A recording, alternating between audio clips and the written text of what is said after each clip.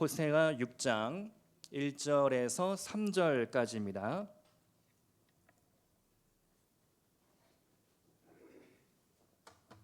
구약성경 호세아 6장 1절에서 3절까지 다 같이 한 목소리로 봉독하시겠습니다.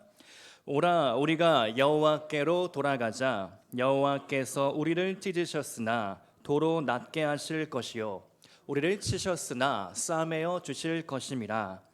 여호와께서 이틀 후에 우리를 살리시며 셋째 날에 우리를 일으키시리니 우리가 그의 앞에서 살리라. 그러므로 우리가 여호와를 알자. 힘써 여호와를 알자. 그의 나타나심은 새벽빛 같이 어김없나니 비와 같이 땅을 적시는 늦은 비와 같이 우리에게 임하시리라 하니라. 아멘. 오늘 말씀은 이야기로 시작해 보고자 합니다. 서양 동화 중에 핑크 대왕 퍼시라는 재미있는 이야기가 있는데요. 퍼시라는 왕은 핑크색을 광적으로 좋아하고 집착하는 왕이었습니다. 시작부터 좀 재밌죠? 핑크색을 너무 좋아해서 본인의 옷은 물론이고 궁궐의 모든 것들을 다 핑크색으로 바꾸었습니다. 심지어 자기가 먹는 음식도 다 핑크색으로 맞췄습니다. 그러나 핑크 대왕은 이것으로 만족할 수가 없었는데요. 성 밖에는 핑크색이 아닌 다른 색들이 수없이 존재하고 있었기 때문입니다. 고민 끝에 핑크 대왕은 백성들의 모든 소유물을 핑크색으로 바꿔라, 이런 말도 안 되는 법을 만들게 됩니다. 왕의 일방적인 지시에 일부 백성들이 반발은 했지만 어명이니까 어쩔 수 없이 옷과 그릇, 가구 모든 것들을 다 핑크색으로 바꾸었습니다. 그러나 왕은 여기에도 만족할 수가 없었습니다. 세상에는 아직도 핑크색이 아닌 것들이 너무나 많았기 때문이죠. 이번에는 나라의 모든 나무와 풀과 꽃, 심지어 동물까지도 핑크색으로 염색을 하라 명령을 내렸습니다. 심지어 이 군인들이 그 명령에 따라서 다니는 곳마다 핑크색으로 염색을 하고 다녔습니다. 갓 태어난 동물도 핑크색으로 색칠을 해버렸습니다. 근데 단 하나 이 핑크 대왕이 바꿀 수 없는 게 있었으니 바로 하늘이었습니다. 하늘은 아무리 대단한 권력을 가진 대왕일지라도 핑크색으로 바꿀 도리가 없었기 때문인 것이죠. 그래서 왕이 며칠 동안 시름시름 고민에 빠졌습니다. 도무지 뾰족한 수가 떠오르지가 않는 겁니다. 그래서 어느 날 자신의 스승을 불렀습니다. 그리고 이 문제를 해결하라 지시를 내렸습니다. 스승이라고 어떤 뾰족한 수가 있겠습니까? 하지만 스승은 어명이니까 몇 날 며칠 깊은 고민에 들어갔습니다. 그러던 어느 날 무릎을 탁 치면서 아, 이거구나 하고 왕 앞에 나아갔습니다. 그리고 왕에게 이렇게 말합니다. 왕이시여, 제가 하늘을 핑크색으로 바꾸어 놓았습니다. 자, 여기 이 안경을 쓰고 하늘을 바라보시기 바랍니다. 핑크 대왕은 스승의 말에 따라서 안경을 쓰고 하늘을 쳐다보니까 하늘이 핑크색이 되어 있었습니다. 어디를 둘러보아도 모든 세상이 다 핑크색으로 보이기 시작했습니다. 그래서 결국 왕국이 평화를 되찾았다라는 웃지 못할 이야기입니다. 이 이야기는 우화인 것이죠. 우리말에도 제 눈의 안경이다라는 말이 있습니다. 파란색 안경을 끼고 바라보면 온통 파랗게 보이고 빨간색 안경을 바라보면 온 세상이 다 빨갛게 보이기 마련입니다. 문제는 내가 어떤 안경을 끼고 세상을 바라보느냐인 것이죠. 안경은 세상을 바라보는 틀입니다. 마음의 틀이라고 볼 수 있겠죠.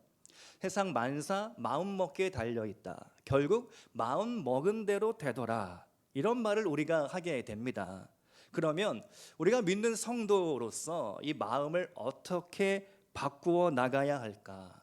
사실 여러분이 지금 품고 있는 마음 어떤 마음의 상태, 자세 이런 것들은요 하루아침에 이루어진 것이 아니라 오래전부터 3살 버릇 80까지 간다 그런 말처럼 유년 시절에 경험했던 어떤 일들, 부모님과의 관계에서 나도 모르게 배웠던 것들, 직장생활, 사회생활에서 영향받았던 것들, 학교에서 선생님에게 받았던 그런 가르침들, 또 예배드리면서 설교 시간에 들었던 신앙적인 가르침과 교훈들, 그런 모든 것들이 종합적으로 되어서 여러분의 지금의 마음을 형성하게 된 것이죠.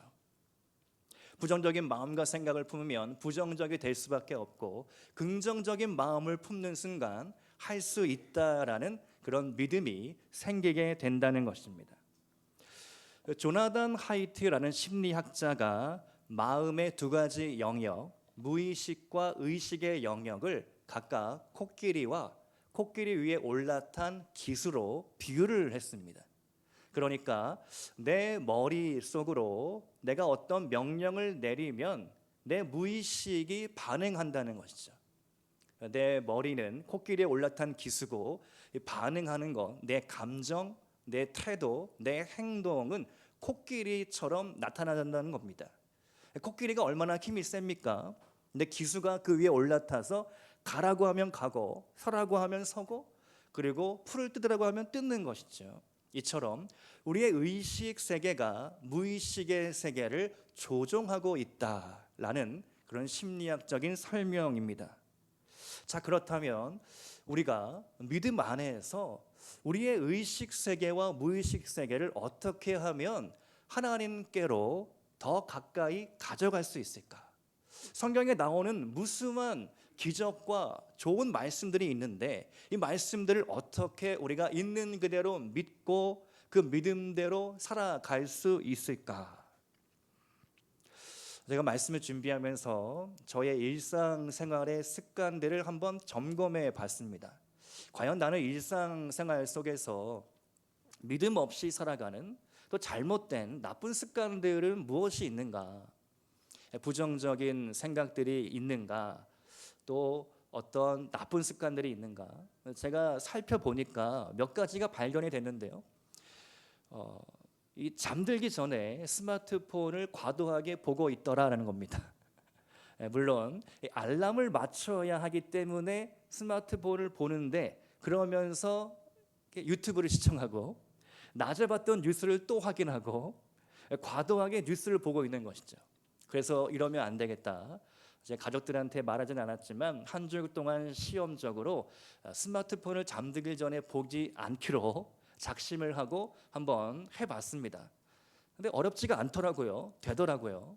그래서 잠들기 전에 스마트폰을 가급적 보지 않고 그냥 뒤집어 놓고, 그리고 잠드는 연습을 해봤습니다.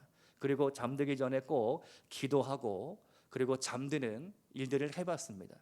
하루에 그런 어떤 일들, 또 아침에 눈을 떴을 때, 새벽에 눈을 떴을 때의 제 상태가 달라지는 것을 느끼게 되었습니다. 또 한 가지 나쁜 습관이 있었는데, 그게 뭐냐면 화장실에 갈 때, 샤워할 때나 뭐 강당은 좀 그렇지만 볼일을 볼 때 꼭 스마트폰을 갖고 들어가는 습관이었습니다. 여러분도 혹시 대부분 그러시지 않을까 추측이 되는데요. 샤워하는 동안, 또 이빨을 닦는 동안, 볼일을 보는 동안 우리는 그 지루함을 참지 못하고 스마트폰을 가지고 들어가서 뉴스를 틀어놓거나 좋아하는 콘텐츠를 계속해서 반복을 시킵니다. 저도 그러한 습관이 있었는데, 이것을 고쳐야 되겠다. 습관적으로 이번 한 주간 동안은 핸드폰을 가지고 들어가지 않기로 결정을 하고 해봤습니다. 근데 별로 어렵지가 않더라고요. 하니까 또 되더라고요. 우리의 마음을 어떻게 하면 하나님께 계속해서 의식적으로 무의식적으로 가까이 가게 할 수 있을까? 그래서 우리의 일상 속의 사소한 습관부터 하나씩 가지치기를 해야 한다는 사실입니다. 그러니까 의지적으로 나아가지 않으면 우리 마음의 변화, 우리 습관의 변화, 우리 무의식의 변화를 가져오기가 어렵다는 이야기인 것이죠. 지난주에도 제가 말씀을 드렸는데요. 로마서 12장 2절 말씀, 너희는 우리 다 같이 한번 읽어보겠습니다. 시작. 너희는 이 세대를 본받지 말고 오직 마음을 새롭게 함으로 변화를 받아 하나님의 선하시고 기뻐하시고 온전하신 뜻이 무엇인지 분별하도록 하라. 아멘. 너무 좋은 말씀이니까 여러분이 계속해서 제가 한 달 동안 반복해서 나올 만한 말씀인데요, 한번 암송해 보시기 바랍니다. 너무 좋은 말씀입니다. 이 말씀 속에 본받다, 이 세대를 본받지 말아라, 본받다라는 단어가 나오는데요, 이것은 헬라어로 쉬스케마티조라는 단어인데요, 이 뜻이 어떤 틀, 프레임에 의해서 형성되는 것. 여러분, 공장에서 이 프레스라고 하죠. 그래서 그 틀에 맞춰서 금속을 주입하고 쾅 찍으면 그 틀에 맞춰서 이 제품들이 막 쏟아져 나오게 됩니다. 그처럼 마음이라는 틀을 너희가 바꾸어야 한다. 마음이라는 틀과 프레임을 세상에 영향받지 말고 하나님의 말씀으로 이 틀을 바꾸어라. 이것이 로마서 12장 2절의 말씀입니다. 조금 쉬운 필립스 성경의 버전으로 읽어보면요, 제가 한번 읽어드리겠습니다. 주변 세상이 자기 틀에 당신을 밀어넣게 하지 말라. 하나님이 당신의 마음을 내면에서부터 다시 형성하시도록 맡기라. 그러니까 주변 세상이 자기 틀을 당신에게 밀어넣도록 이 마음을 방치하지 말라는 겁니다. 하나님께서 내 마음으로부터 새로운 일을 행하셔서 새로운 틀을 만드시도록 기꺼이 내어 맡기라는 겁니다. 우리가 마음의 틀을 바꾸려면 의식적으로 내 행동과 습관을 바꾸어 나가야 한다는 것이죠. 결국 내 마음 먹는 대로 내 인생이 결정되기 때문입니다. 오늘 마음의 부흥이라는 주제로 말씀을 나누면서 서론을 좀 길게 말씀드렸는데요, 마음은 우리의 신앙생활에서 너무나 중요한 영역이기 때문입니다. 오늘 호세아 6장 말씀을 중심으로, 그렇다면 우리가 어떻게 마음의 부흥을 일으킬 수 있을까? 세 가지로 나누겠습니다. 첫 번째로, 내 안에 우상을 버려야 합니다. 우리 한번 따라서 해보겠습니다. 내 안에 우상을 버려야 합니다.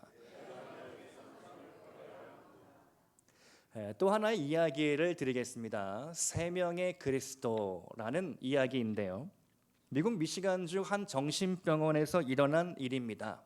과대망상증 환자 3명이 그 병원에 입원해 있었습니다. 모두 증상이 엇비슷했는데 내가 그리스도다, 내가 구원자다, 이렇게 주장하는 과대망상증이었습니다.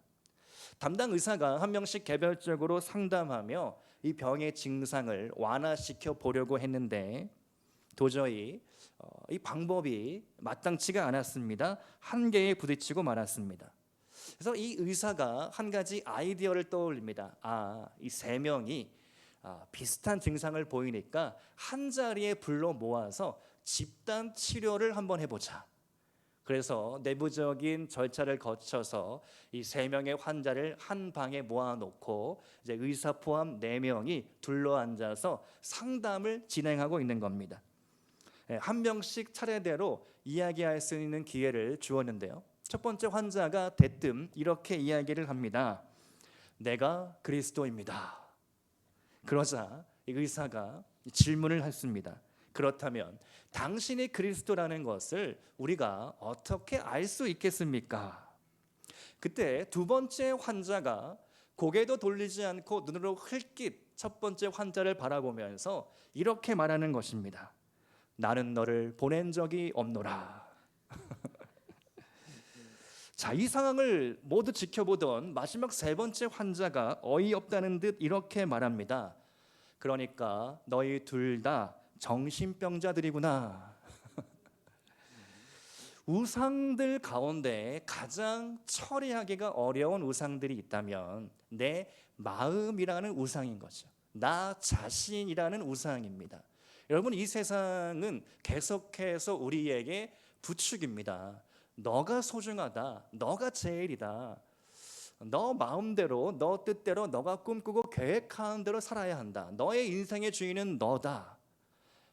교만하게 만듭니다. 세상의 모든 일들을 나 중심으로만 생각을 합니다. 거짓 신들과의 전쟁이라는 책에서 카일 아이들먼 목사님이 이렇게 말합니다. 현대인의 우상 9가지가 있는데 나오는 것처럼 음식, 성, 오락, 스포츠나 게임을 말하죠. 성공, 돈, 성취, 로맨스, 가족, 그리고 마지막에 나라는 우상이 이 시대의 가장 무서운 우상이다. 오늘 밤 주인공은 누구입니까? 나야, 나. 수고한 당신 떠나라. 나 자신에게 줄 선물을 내가 직접 쿠팡에서 고르고 주문을 합니다. 누가 나 챙겨주지 않아도 괜찮다. 내가 내 자신을 챙기겠다. 내 생각대로, 내 뜻대로, 내 마음 먹은 대로, 내 꿈대로 내가 가겠다. 그런데 오늘 말씀을 보니까요, 오늘 말씀이 호세아서인데요, 호세아는 철저히 자기 자신을 포기했던 선지자입니다. 호세아서의 가장 특별한 점이 있는데, 그가 선지자로서, 오늘날로 치자면 목사님이죠, 선교사님이죠, 하나님의 부름받은 종으로서 감히 하지 못할 음란한 여인과 결혼했다라는 사실입니다. 호세아 1장 2절 말씀을 보니까 너는 가서 음란한 여자를 맞이하여 음란한 자식들을 낳아라. 그 땅이 여호와를 떠나 크게 음란함이니라. 하나님의 말씀이 임하자 말자 바로 1장 2절에서부터 호세아는 한 번도 생각해 보지 못한 그런 삶을 맞이해야 했습니다. 선지자로서 할 수 없는 너무나 부끄러운, 너무나 수치스러운 결혼을 해야 했습니다. 근데 그의 결혼은 상징적인 퍼포먼스였던 것이죠. 이스라엘 유대인들이 이렇게 하나님을 떠나 음행을 하고 우상 숭배를 하니 너가 너의 삶으로, 너의 인생으로 이 음란한 죄악을 고발하고 지적해라. 이것이 하나님의 말씀이었습니다. 그래서 호세아는 자신의 인생을 포기하고 내려놓고 오직 하나님께 자신의 인생을 100% 드렸던 것이죠. 여러분, 내 마음의 부흥은 내 안의 우상들을 버리는 것으로부터 시작될 수 있습니다. 한번 묻겠습니다. 여러분 마음 안에 어떤 우상들이 자리하고 있습니까? 끊지 못하는 나쁜 습관들은 무엇입니까? 혹 중독의 문제가 있습니까? 여러분의 힘들고 어려울 때 찾는 반복되는 죄악의 습관들이 있습니까? 그런 것들을 하나하나 정리하고 끊어내시기를 축복합니다. 내일부터 하면 되지가 아니라 오늘부터 작심하고 결단하고 하나님 앞에 새롭게 헌신할 수 있기를 축복드립니다. 두 번째로 마음의 부흥을 일으키려면 여호와께 돌아가야 합니다. 호세아 말씀의 배경은 주전 8세기 이스라엘인데요, 그 당시의 이스라엘은 너무나 도덕적, 사회적, 윤리적, 영적으로 타락했던 시대였습니다. 나라가 망해가고 있었습니다. 그때 호세아가 부르심을 받게 되는데 여로보암 2세 때부터 아수르에 의해 나라가 망할 때까지 무려 6명의 왕들이 바뀌어지는, 왕들이 계속해서 갈리는 거죠. 나라가 혼란하기 때문에 그런 엄청난 혼돈의 시대에 선지자 사명을 받게 되었습니다. 그야말로 격동의 30년 세월을 하나님의 말씀을 전하는 그런 사명 감당했던 것이죠. 호세아가 아무리 회개하라 회개하라 부르짖어도 왕을 비롯한 정치, 종교, 사회 지도자들은 도무지 회개하지 않았습니다. 오히려 그들은 강대국들과 손잡고 위기를 극복할 인간적인 계획들을 세웠던 것이죠.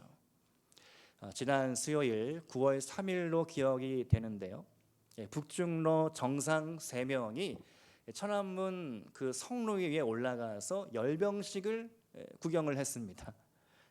뉴스에 따르면 무려 66년 만에 북한, 중국, 러시아 지도자가 한 자리에 모였다라고 하죠. 트럼프는 이 반미 연대의 결속에 상당히 불편한 기색을 드러내고 있었는데요. 이런 세계 정세를 보면서 혹시 여러분 어떤 생각, 어떤 마음이 드셨습니까? 언론에서는 앞으로의 세계 정세를 상당히 불안하게 부정적으로 평가를 합니다. 평화냐 전쟁이냐 기로에 섰다라고까지 평가를 하고 있는데요. 앞으로 우리나라가 이런 강대국들의 변화 속에서 어떤 정치, 어떤 외교를 해야 할까? 참 불안한 그런 시대를 우리가 맞이하고 있습니다. 이런 뉴스를 보면서 다시 말씀을 보니까 어쩌면 이 호세아 북이스라엘의 상황이 꼭 우리나라 대한민국의 상황과 겹쳐 보였습니다. 데칼꼬마니라고 하죠. 똑같이 반복되는 것이 아닐까. 과연 우리나라가 어떻게 하면 살 길을 찾을 수 있을까? 탁월한 외교 전략, 대통령의 정치, 정책, 또 어떤 기가 막힌 묘수가 아니라 우리나라가 살 길은 오로지 하나님께 돌아가는 것이라고 믿습니다. 오늘 본문 말씀을 보니까 그렇게 말을 듣지 않던 백성들이 이제서야 우리가 여호와께 돌아가자라고 회개를 합니다. 우리 본문 1절 말씀을 우리 한번 다 같이 다시 한번 읽어보겠습니다. 1절 시작. 오라 우리가 여호와께 돌아가자. 여호와께서 우리를 찢으셨으나 도로 낫게 하실 것이요. 아멘. 여호와께 돌아가자. 돌아가자는 단어 히브리어로 슈브인데요. 영어로 보면 return 돌아가다, repent 회개하다, restore 회복하다, 회복시키다, 그리고 리바이벌 부흥이라는 뜻도 이 돌아가자라는 단어에 담겨져 있습니다. 여호와께 돌아가는 길이 어떤 길이냐? 그 길은 회복시켜 주시고 우리를 소생시켜 주시고 부흥시켜 주시는 길이다. 여호와께 돌아가는 길만이 우리가 살 길이고 우리나라, 우리 민족, 우리 가정, 우리 기업, 우리 교회가 부흥되는 길인 줄로 믿습니다. 찬송가 280장을 보면 천부여 의지없어서 손들고 옵니다. 주 나를 외면하시면 나 어디 가리까. 내 죄를 씻기 위하여 피 흘려 주시니 곧 회개하는 마음으로 주 앞에 옵니다. 이 찬양은요 잘 불려지지 않죠. 고난주간에나 가끔 부르는 것 같습니다. 최근에 수요 예배 시간에 이 찬송가를 불렀는데 저도 모르게 부르는 순간 참 마음이 뜨거워졌습니다. 우리가 날마다 회개해야 되는데 이 회개를 까먹습니다. 회개하지 않습니다. 잘 회개하는 찬양, 회개하는 설교를 잘 하지 못합니다. 왜 그럴까? 어쩌면 우리는 회개하기보다도 하나님의 축복과 은혜만을 더 바라는 것만 같습니다. 그러나 진정한 축복이 무엇인가? 진정한 은혜가 무엇인가? 하나님 앞에 내 마음을 있는 그대로 고백하고 주님께 돌아가는 것, 그리고 그 은혜를 날마다 구하는 것, 그것이 진정한 하나님의 은혜와 축복인 줄로 믿습니다.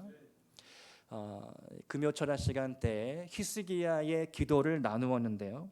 히스기야가 선지자 이사야로부터 사형 선고를 받습니다. 너는 살지 못하고 죽으리라. 그러니 돌아가서 내 집을 정리하라. 후계자를 세우고 죽을 준비나 하라는 것입니다. 그런데 히스기야는 포기하지 않았죠. 눈물로 회개하며 주의 얼굴을 구합니다. 면벽 기도를 합니다. 여러분, 우리가 이런 순간을 맞이할 때가 있습니다. 인생의 벽을 만난 것 같은, 이 벽을 도저히 뚫고 지나가지 못할 것 같은 그런 불안함, 그런 포기, 낙담, 절망의 순간을 맞이할 때가 있습니다. 그런데 알고 보면 모든 벽에는 문이 있다는 겁니다. 벽을 만들 때는 문을 낼 계획을 가지고 벽을 세우는 것이죠. 하나님께서 여러분 인생의 벽을 만들어 주셨다면 하나님 문도 달아 주시옵소서. 그 문이 열려지게 하여 주시옵소서. 여러분 가정의 어려운 문제, 재정의 문제, 그 모든 문들이 열려지게 하여 주시옵소서. 받아야 할 돈이 있다면 돌아오게 하여 주시옵소서.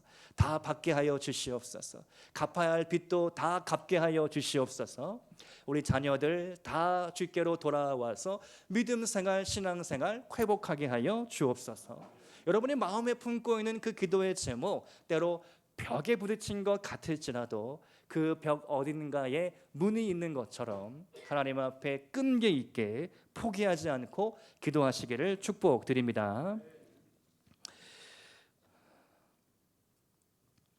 세 번째로, 마음의 부흥을 일으키려면 여호와를 알아야 합니다. 우리 한번 따라서 하겠습니다. 여호와를 알아야 합니다. 픽사 스토리텔링이라는 책이 있는데요, 고객의 마음을 사로잡는 9가지 법칙이라는 부제목이 달려 있습니다. 여러분이 한 번쯤은 보셨을 만한 토이스토리, 인사이드 아웃, 또 인크레더블, 그런 유명한 애니메이션을 이 픽사라는 회사가 만들어냈는데요, 이 책에서 그 픽사의 시나리오 작가인 저자가 이런 이야기를 합니다. 관객들을 사로잡으려면, 그 시선과 이목을 집중시키려면 후크 전략이 필요하다. 후크는 갈고리란 뜻인데요, 확 붙잡는, 사로잡는 그런 전략이 필요하다는 겁니다. 사람들의 집중력이라는 게 8초밖에 안 돼서 그 8초 안에 어떻게든 스토리 안에 들어오도록 사로잡아야 한다는 겁니다.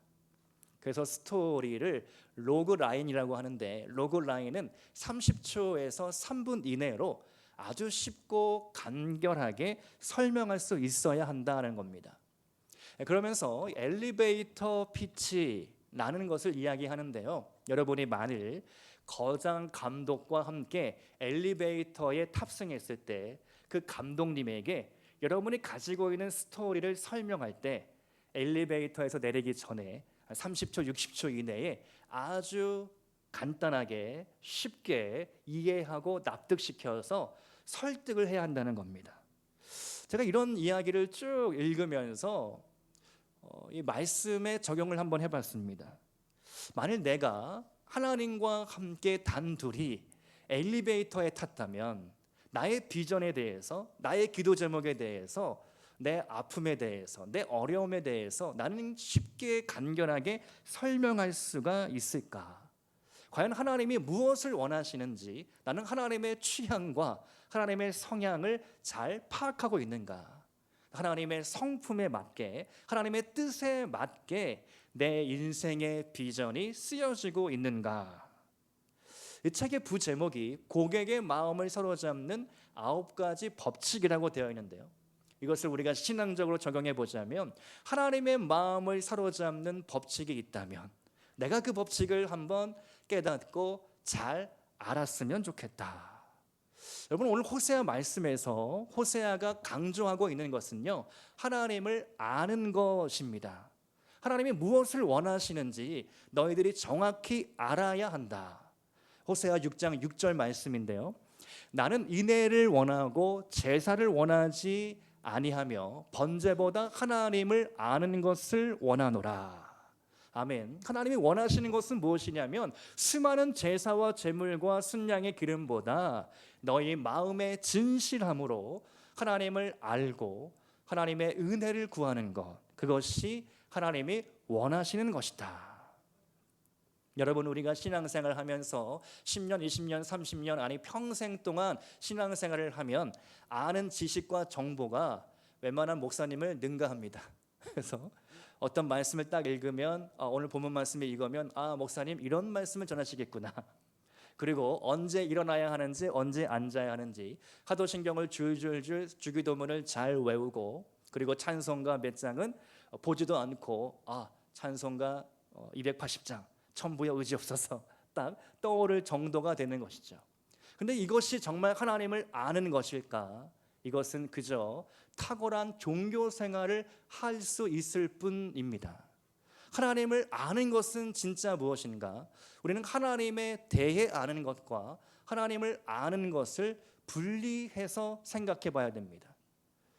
제임스 패커라는 탁월한 신학자가 하나님을 아는 지식이라는 책에서 이야기한 개념인데요. Knowing about God, 하나님에 대해 아는 것이 있고 Knowing God, 하나님을 아는 것이 있다. 한 끗 차이인데 어마어마한 차이가 납니다.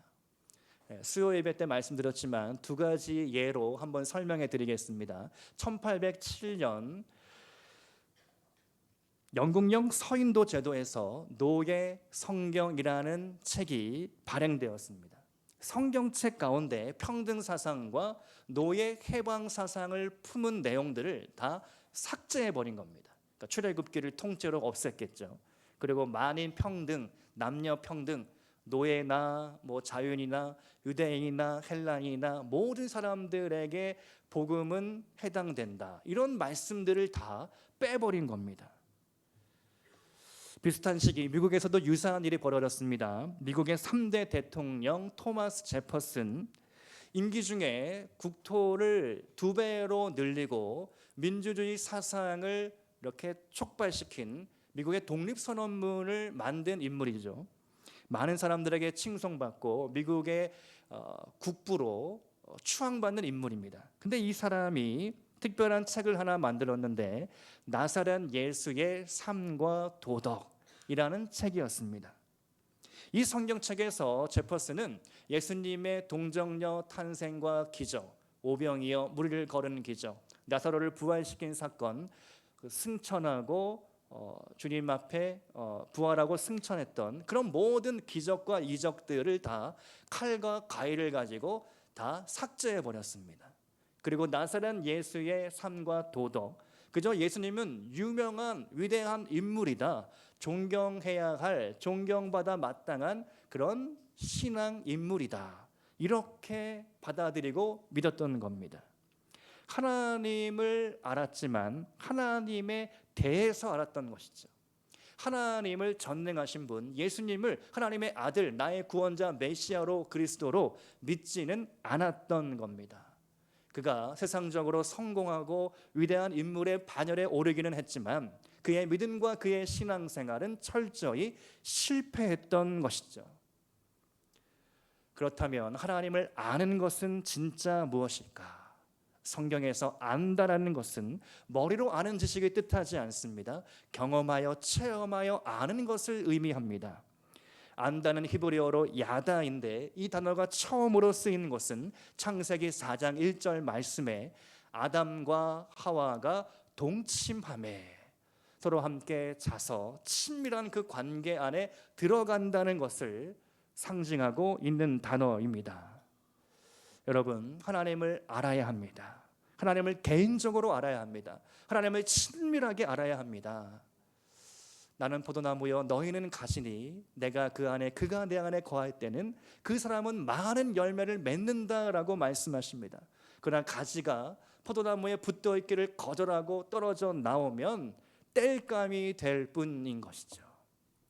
여러분, 하나님을 진정으로 알기를 축복드립니다. 말씀을 읽다가 말씀을 듣다가 개인적으로 하나님을 만나는 체험을 하시기를 축복합니다. 예배 드리다가 제 이야기를 그냥 일방적으로 듣는 것이 아니라 여러분의 말씀을 듣고 저 말씀은 나를 향한 하나님의 말씀이구나, 성령님의 음성이구나, 나에게 주시는 하나님의 음성이니 내가 그 말씀을 듣고 결단하고 회개하고 정신 차리고 하나님 말씀 앞에 나아가야 되겠구나, 그렇게 믿어지시기를 축복드립니다. 오늘 말씀을 준비하면서 정말 기도하는 마음으로 말씀을 준비하고 설교를 썼습니다. 우리 모두의 마음이 새롭게 부흥되기를 원합니다. 굳어진 마음이 부드럽게 되어지고 우리의 뻣뻣했던 그런 마음 상태가 하나님 앞에 더 가까이 나아가기를 소망합니다. 하나님이 원하시는 것은 더 많은 헌금이나 더 많은 어떠한 헌신보다는 사실은 여러분의 마음인 것이죠. 마음이 있는 곳에 여러분의 몸이 따라가게 되어 있습니다. 여러분의 마음이 변화를 받으시기를 축복합니다. 마음으로 진심으로 여호와 하나님께 나아가 그분과 동행하는 그러한 복된 인생이 될 수 있기를 주님의 이름으로 축복드립니다. 오늘 말씀의 결론입니다. 결국 마음이라는 틀이 여러분의 인생을 결정합니다. 지금 이 순간에도 여러분이 마음 먹은 대로 여러분의 인생, 여러분의 삶은 형성되고 있습니다. 어떠한 틀, 어떠한 마음의 형상을 본받으시겠습니까? 오직 하나님의 형상, 예수 그리스도의 성품을 닮아갈 수 있기를 축복드립니다. 하나님의 뜻이 무엇인지 날마다 분별하여 아는 인생이 되기를 축복드립니다. 우리가 이 시간에는 함께 찬양을 부르고 기도하는 시간 갖기를 원하는데요, 내 마음의 부흥을 위해서 또 내 인생의 변화를 위해서 우리가 이 시간 결단하고 하나님 앞에 찬양하고 기도하는 시간이 되기를 소망합니다. 나 무엇과도 주님을 바꾸지 않으리. 하나님 앞에 우리의 마음을 드리며, 하나님, 너의 모든 우상을 내려놓기를 원합니다. 나의 모든 쓸데없는 생각들, 허망한 것들, 바람을 잡으려고 했던 부질없는 세상사, 그런 모든 것들을 포기하고 하나님 신앙으로 돌아가기를 원합니다. 하나님의 마음을 내가 알기를 원합니다. 주님이 쓰시기에 합당한 깨끗하고 정결한 그릇이 되기를 소망합니다. 이러한 마음으로 함께 기도하시고 함께 찬양하시겠습니다.